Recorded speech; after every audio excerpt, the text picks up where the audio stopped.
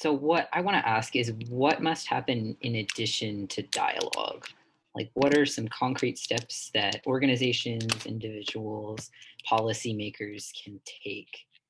that you believe would contribute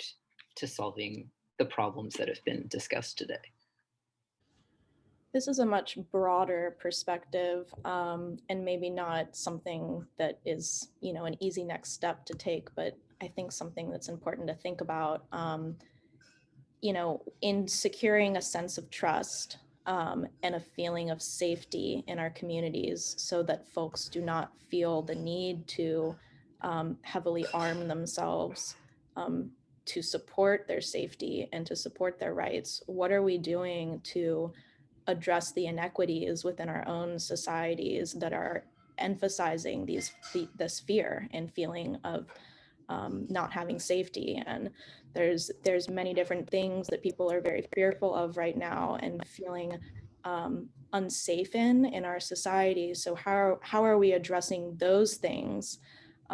through our policy and through our conversation and through our community action in a way that supports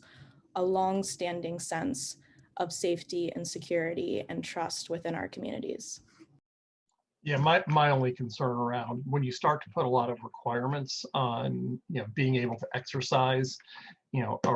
a constitutional right, right? Whether it's the First Amendment, Second Amendment, Fourth Amendment, or regardless of what it is, you suddenly create some barriers for people. If we're going to go down that path where you're going to require some of these things, I think you in some ways need to start looking at how do you subsidize some of this so that we can have some equity